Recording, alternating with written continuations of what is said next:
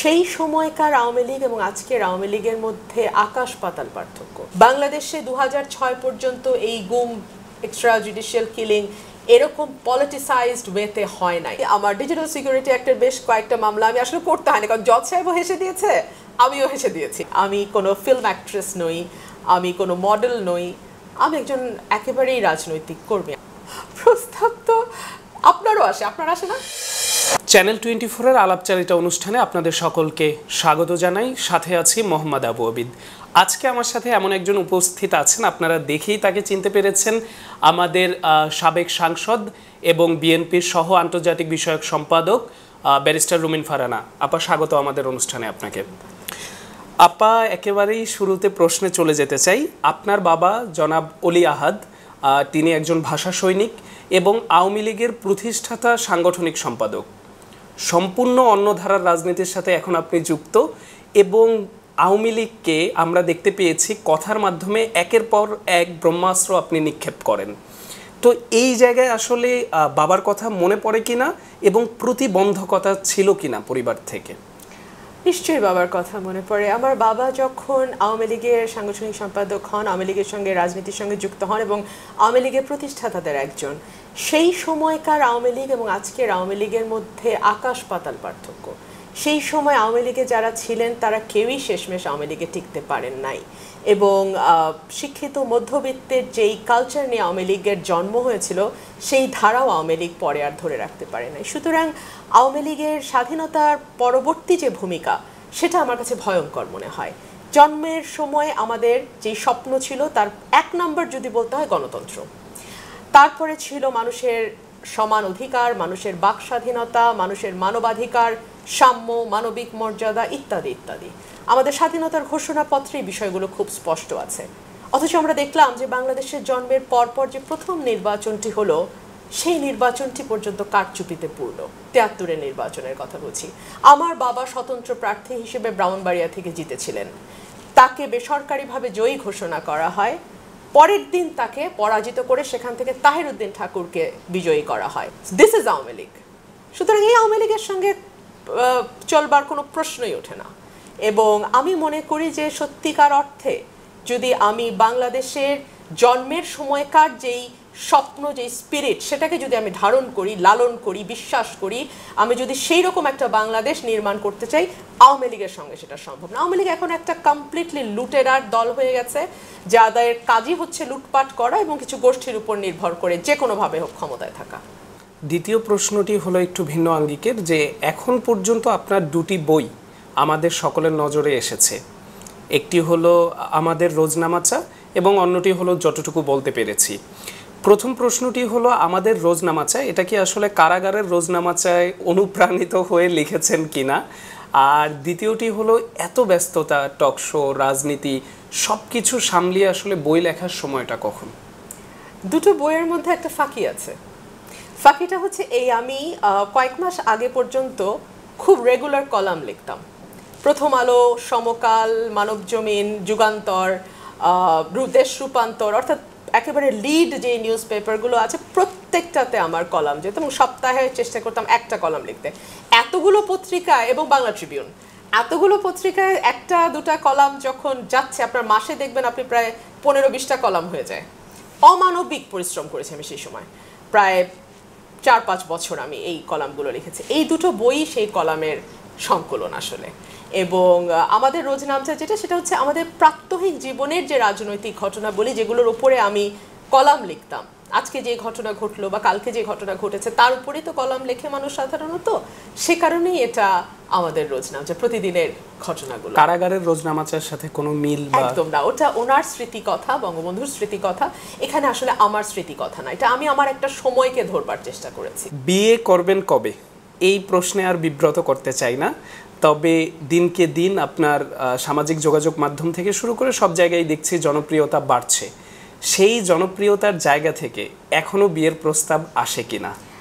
আমার যে জনপ্রিয়তা যে অ্যাঙ্গেল থেকে, সেটা আসলে বিয়ের প্রস্তাব আসবার জায়গা জনপ্রিয়তা নয়। আমি কোনো ফিল্ম অ্যাক্ট্রেস নই, আমি কোনো মডেল নই, আমি একজন একেবারেই রাজনৈতিক কর্মী, আপাদমস্তক রাজনৈতিক কর্মী। সুতরাং এখানে আসলে এটার সাথে আমার ব্যক্তিগত জীবনের কোনো সংযোগ নেই। এমনি কি আপা প্রস্তাব আসে না কোনো জায়গা থেকেই? প্রস্তাব তো আপনারও আসে, আপনার আসে না? না, সেটা তো আসতেই পারে, বাট প্রতিটা মানুষেরই আসে, আমি তো মানুষ। তার মানে প্রস্তাব আসছে, আপনার যদি এসে থাকে আমারও আসবে। আচ্ছা খুব স্বাভাবিক। আচ্ছা, প্রিয়তমা গানটা বের হওয়ার পরে আমাদের হিরো আলম গানটি কভার করেছিলেন এবং তার কণ্ঠে এই প্রিয়তমা গানটির সাথে মিউজিক ভিডিওতে আপনার অনেক দিনের আগের একটি মিউজিক ভিডিও সংমিশ্রণ করে সামাজিক যোগাযোগ মাধ্যমে ব্যাপক ভাইরাল হয় গানটি। তো এই সব বিষয়গুলো, এবং আমরা প্রায় সময় দেখেছি আপনাকে নিয়ে মিম তৈরি করা হয়, ট্রল করা হয়, এই সকল বিষয়গুলোকে আসলে কিভাবে নেন? পার্ট অফ প্যাকেজ বলতে আমি একটা খুব কদাকার সরকারের বিরুদ্ধে লড়াই করছি। বাংলাদেশের মতন একটি ভীষণ রকম পুরুষতান্ত্রিক এবং নারী বিদ্বেষী সমাজে দাঁড়িয়ে আমি একজন অ্যাপারেন্টলি ইয়াং পলিটিক্যাল লিডার, রাজনৈতিক হিসেবে আমার বয়স নর্মালি কম না, কিন্তু রাজনীতিতে যেহেতু আসলে 70 না হলেও তরুণ রাজনীতিবিদ বলা হয়, সুতরাং আমিও সেই অর্থে তরুণ রাজনীতিবিদ। এবং আমি একজন মহিলা, আমি সিঙ্গল মানুষ, আমি আমার মায়ের সঙ্গে থাকি এবং এই সব কিছুই অতি অনুকূল আমার সম্পর্কে চাচ্ছে তাই বলবার। এবং যেহেতু এই যেই জান্তা সরকারের বিরুদ্ধে, যে দানব সরকারের বিরুদ্ধে আমি লড়ছি, তারা আদতে খুবই নোংরা। আচ্ছা আপু, শুধু কি আওয়ামী লীগরাই এই জায়গাটায় ট্রল করে, নাকি বিএনপির মধ্যেও আসলে গ্রুপিংয়ের শিকার আপনি হন? দেখুন, এবং সম্পূরক আরেকটা প্রশ্ন আপনাকে করি, বিএনপির অনেকেই আসলে তৃণমূলেরও অনেককে বলতে আমরা শুনেছি যে আপনার লাইফে আপনি শুধু বক্তব্য দিয়ে রাজনীতি একটা ব্যক্তিত্ব গড়ে উঠেছে, আসলে আপনার লাইফে সে পরিমাণ কোনো বিএনপির জন্য ডেডিকেশন নেই। এই ব্যাপারটাতে আসলে কি বলতে চান? আমি তাহলে বলবো যে রাজনীতি খুব শার্পলি দুটো জায়গায় ভাগ হয়েছে, দুটো মাঠে ভাগ হয়েছে। একটা হচ্ছে রাজনীতির মাঠ, যেটা আপনার ফিল্ড পলিটিক্স, যেখানে মিছিল হবে, মিটিং হবে, বক্তব্য করা হবে, মাঠের রাজনীতি। আরেকটা হচ্ছে ডিজিটাল মাঠ, সেখানে মিডিয়া আছে। আপনার একটা বক্তব্য 1 মিনিটে 1 মিলিয়নে যাবে, অর্থাৎ 10 লক্ষ লোক আপনার বক্তব্য হয়তো 24 ঘন্টায় শুনবে। এই 10 লক্ষ লোককে মাঠে আনতে আপনার ঠিক কত সময় লাগবে আপনি একটু চিন্তা করেন, কত খরচ হবে আপনি সেটা চিন্তা করেন। কিন্তু সেই সেম বক্তব্যটি আপনি 10 লক্ষ মানুষ, আমি মিনিমাম বললাম, কারণ আমার বহু বক্তব্য 6 মিলিয়ন, 7 মিলিয়ন, 10 মিলিয়ন, 12 মিলিয়ন, অর্থাৎ কয়েক কোটিও পার হয়েছে। তো সেটা আমি ছেড়েই দিলাম, কয়েক কোটির ভিউ আমি বাদই দিলাম। আমি আমার একেবারেই নর্মাল যে ভিউ 1 মিলিয়ন, 2 মিলিয়নের কথাই বলি। সেই 10 লক্ষ 20 লক্ষ লোককে আপনি মাঠে একটু আনেন তো কিরকম লাগবে?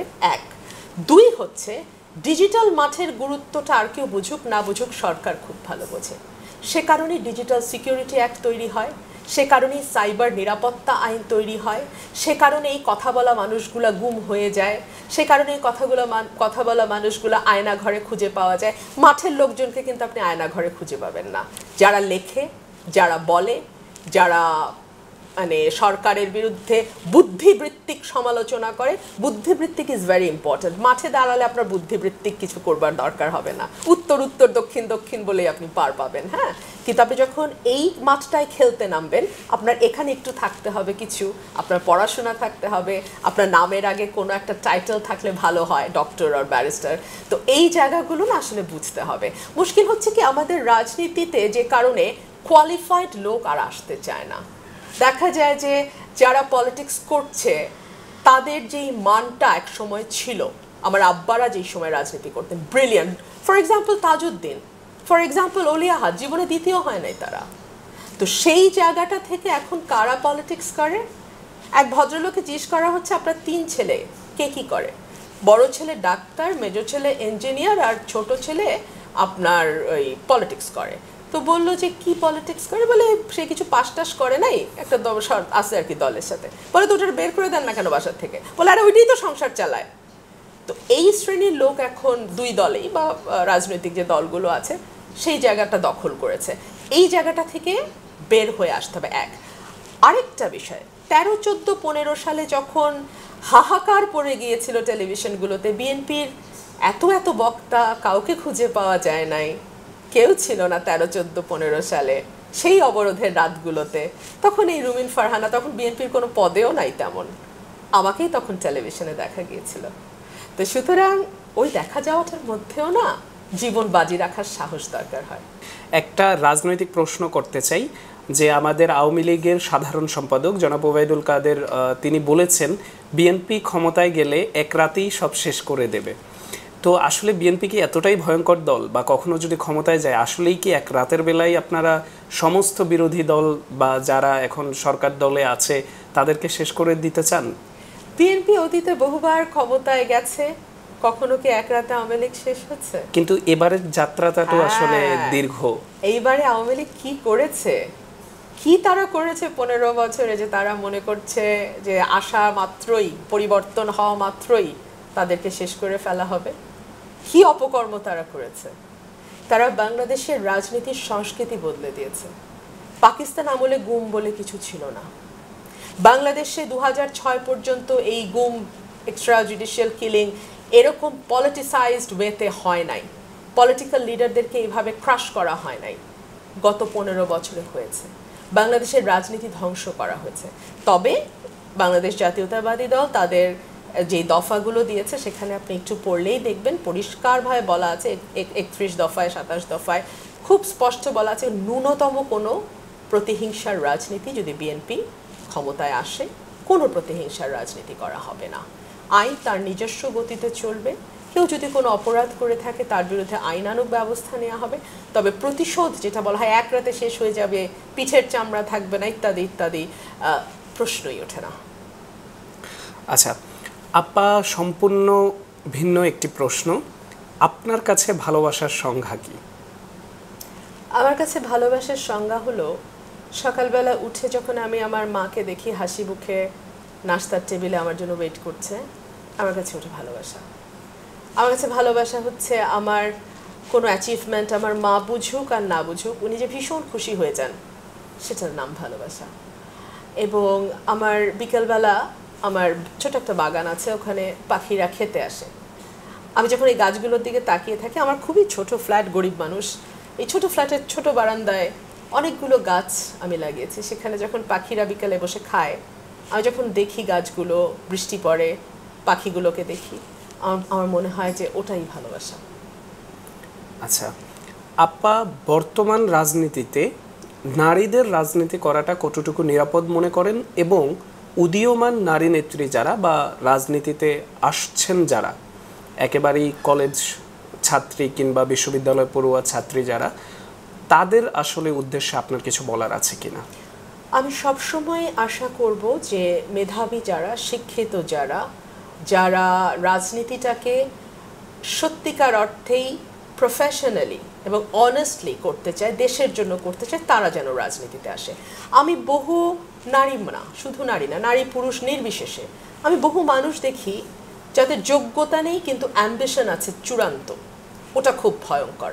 আপনার যখন যোগ্যতা থাকবে না কিন্তু আপনার মনে হবে যে আরেকজন কেন এত উপরে উঠে যাচ্ছে, ও শুধু কথা বলেই উপরে উঠে যাচ্ছে, অথচ আপনি একটা বাক্য সম্পূর্ণ সঠিকভাবে উচ্চারণ করতে পারছেন না, কিন্তু আপনার মনে হচ্ছে না ও নারী আমিও নারী, বা ও হোয়াটএভার। তো আপনি আসলে নিজের কোন জায়গাটায় আপনি ভালো এটা আপনি বোঝেন। কেউ হয়তো রাস্তার মিছিলে ভালো, কেউ হয়তো স্লোগান লেখাতে ভালো, কেউ হয়তো সেটা ডেলিভারিতে ভালো, কেউ হয়তো কূটনীতিতে ভালো, এক একজন এক এক দিকে। আপনি কোন দিকে ভালো আপনি ওটা বোঝেন, ওদিকে ফোকাস করেন। আরেকজন কি করছে ওটাতে যত বেশি আপনি সময় দেবেন আপনি তত নিচে নামতে থাকবেন, কারণ আপনার সময়টা তো লিমিটেড। আপনি নিজের উপর ফোকাস করেন। আর দ্বিতীয় হচ্ছে যে যদি আস্থা বিশ্বাস থাকে নিজের উপরে, সততা থাকে, তাহলে পৃথিবীর কোনো কিছু আপনাকে আটকাতে পারবে না। তবে যেই জায়গাটা আপনার নয়, যেই আল্লাহ সবাইকে সব দেয় না, কোনো কিছু আল্লাহ আপনাকে কম দিতে পারে, অন্য কিছু আপনাকে বেশি দিয়েছে, যে জিনিসটা কম দিয়েছে সেটার পেছনে বেশি সময় নষ্ট করেন না, যা দিয়েছে ওটা চেষ্টা করেন বের করার, ওখানে ফোকাস করেন। আপা, অনুষ্ঠানের একেবারেই শেষ পর্যায়ে সর্বশেষ একটা প্রশ্ন আছে। এই যে বিভিন্ন টকশোতে এবং আমরা দেখেছি জাতীয় সংসদেও আপনি সরকারের তুমুল সমালোচনায় সবসময় বজ্রকণ্ঠে আপনি ভাষণ দেন, তো আসলে ব্যক্তিগত জীবনে এই ভাষণের ফলে কোনো আক্রমণ কিংবা বিদ্বেষের শিকার আপনি হয়েছেন কিনা? নিশ্চয়ই, আমাকে নিয়ে আপনি তো একটু আগে বলছিলেন ট্রোল করা হচ্ছে না, কি মেমে বানানো হচ্ছে ইত্যাদি ইত্যাদি। তবে আমার মনে হয় যে আমি আসলে এই 10, 12, 15 বছরে কি কাজ করেছি এটা আমার আরেকটু স্পষ্টভাবে এক কথায় যদি আমি বলি, টকশো কথাটা বারবার আসে, হ্যাঁ টকশোতে আমি কথা বলেছি। সংসদে আমি এক সময় ছিল যে পাল্টাপাল্টি নোংরা আক্রমণের একটা ক্ষেত্র তৈরি হয়েছিল সংসদে, এবং বিশেষ করে বলতে দ্বিধা নাই নারী সাংসদরাই ওটাতে অগ্রণী ভূমিকা পালন করেছেন পারস্পরিক নোংরা কথাবার্তায়। সেই জায়গা থেকে আমি একেবারেই তথ্যভিত্তিক এবং যৌক্তিক আলোচনা কি করে সংসদে করা যায় সেই জায়গাটা আমি করেছি এবং একাই করেছি। আমি রেগুলার কলাম লিখেছি, আমি যেটা আপনাকে বলেছিলাম যে একেবারেই লিড নিউজ পেপারগুলোতে কলাম লিখেছি। আমি একই সঙ্গে মাঠের বক্তৃতাগুলো একটু সার্চ করবেন, নিশ্চয়ই পেয়ে যাবেন, ইউটিউবে তো সবই থাকে।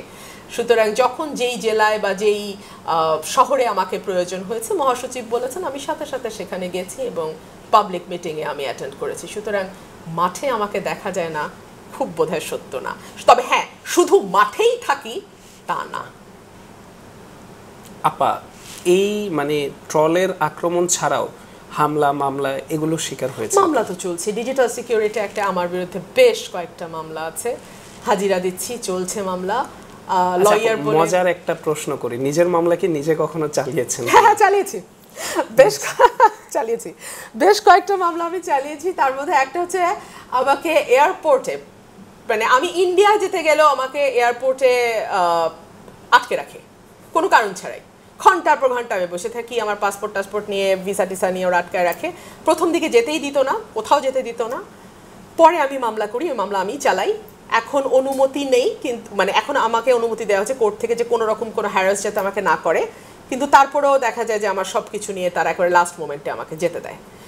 এই মামলা আমি নিজে করেছি। আমার ডিজিটাল সিকিউরিটি অ্যাক্টের বেশ কয়েকটা মামলা আমি আসলে করতে হয়নি, কারণ জজ সাহেবও হেসে দিয়েছে, আমিও হেসে দিয়েছি, এইটুকুই হয়েছে আর কি মামলা। আচ্ছা আপা, ধন্যবাদ। আমাদের অনুষ্ঠানে আপনাকে আমন্ত্রণ জানিয়ে আসলে আপনাকে পেয়েছি, আপনাকে অসংখ্য ধন্যবাদ। প্রিয় দর্শক, নতুন কোনো পর্বে আরেকজন অতিথি নিয়ে আপনাদের সামনে হাজির হব। সেই পর্যন্ত ভালো থাকুন, সুস্থ থাকুন এবং পরিবারের সাথেই থাকুন। ধন্যবাদ আপনাদের সকলকে।